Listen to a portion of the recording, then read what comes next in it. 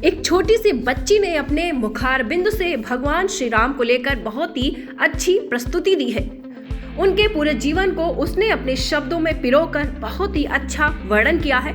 जिस प्रकार से भगवान श्री राम का त्याग है, उनकी मर्यादा है और उनके जीवन में कितना संघर्ष है, उन्होंने कितना संघर्ष झेला है, तब वह सभी के चहेते राम बन पाए हैं। इन्हीं सब चीजों को इस छोटी सी बच्ची, जिसका नाम ऋद्विका है, उसने अपनी वाणी से कितना मनमोहक वर्णन किया है।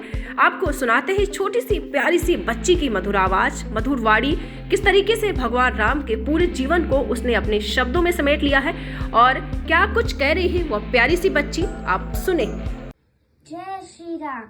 मेरा नाम ऋद्विका है। मैं कक्षा तीसरी एक में पढ़ती हूँ। मैं 8 साल की हूँ। आज मैं आपको रामायण पे एक कविता सुनाने जा रही हूँ।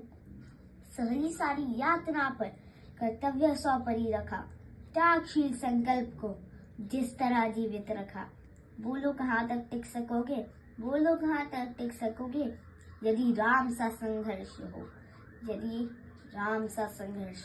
कल मुकुट जिस पे साजना था, अब सब कुछ उसे त्यागना था। निर्णयों के द्वंद से एक बालपन का सामना था, निर्णयों के द्वंद से एक बालपन का सामना था। वचन भी था थामना, आदेश भी था मानना, वचन भी था थामना, आदेश भी था मानना। सोचो एक क्षण, तुम धर्म में रह सकोगे, बोलो कहाँ तक टिक सकोगे, बोलो कहाँ तक टिक सकोगे, यदि राम सा संघर्ष हो। प्रजा तो बस राम की थी, पूरी दुनिया उसे जप रही थी। प्रजा तो बस राम की थी, पूरी दुनिया उसे जप रही थी। वचन ही था तोड़ देता, धर्म ही था छोड़ देता। लेकिन पीढ़ियां क्या सीख लेगी, लेकिन पीढ़ियां क्या सीख लेगी, राम की चिंता यही थी। लेकिन पीढ़ियां क्या सीख लेगी, राम की चिंता यही थी। वो छिन रहा एक क्षण में सब कुछ, वो छिन रहा एक क्षण में सब कुछ। सोचो एक क्षण तुम क्या कर लोगे, बोलो कहाँ तक टिक सकोगे, बोलो कहाँ तक टिक सकोगे, यदि राम सा संघर्ष हो। केवट न जाने क्या किया था जो सौभाग्य से उसका मिल गया था, केवट न जाने क्या किया था जो सौभाग्य से उसका मिल गया था। राम से ही ताड़ने को, राम से ही लड़ पड़ा था। कुलवंश उसके तर रहे थे, सब रावणपन कर रहे थे। जब सब कुछ हो बिखरा हुआ, तुम सहज कब तक रख सकोगे, बोलो कहाँ तक टिक सकोगे, बोलो कहाँ तक टिक सकोगे, यदि राम सा संघर्ष हो, यदि राम सा संघर्ष हो।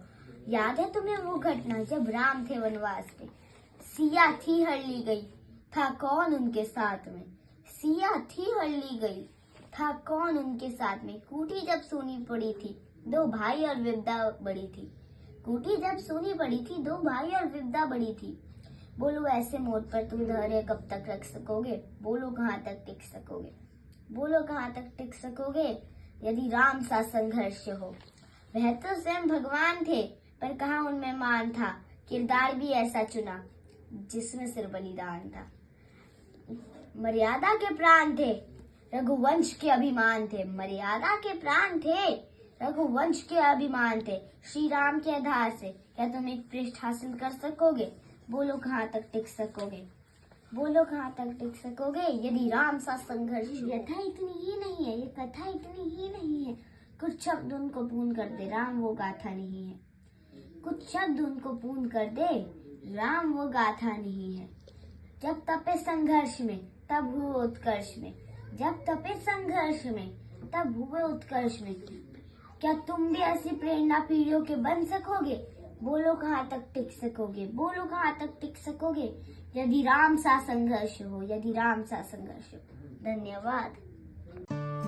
दीक्षांत एडुटेक लाया है दीक्षांत डिजिटल क्लास। दीक्षांत डिजिटल क्लास का उपयोग कर छात्र बना सकते हैं पढ़ाई को बेहद आसान और मजेदार। दीक्षांत डिजिटल क्लास को स्कूल में बैठकर देखना है तो पेन ड्राइव और स्मार्ट टीवी बनेगा सही माध्यम। चलिए अब ये भी जानते हैं कि दीक्षांत डिजिटल क्लास का फी स्ट्रक्चर क्या होगा। नर्सरी से लेकर यूकेजी के लिए 7,000, नर्सरी से लेकर दूसरी कक्षा के लिए 12,000, नर्सरी से लेकर 5वीं तक के लिए 18,000, नर्सरी से लेकर 8वीं तक के लिए 24,000, नर्सरी से लेकर 10वीं तक के लिए 30,000। अगर आपको डेमो करना है तो उसके लिए आप दीक्षांत डिजिटल क्लास के YouTube चैनल को विजिट कर सकते हैं। हमारे YouTube चैनल को सब्सक्राइब और Facebook पेज को लाइक करना ना भूलें। धन्यवाद।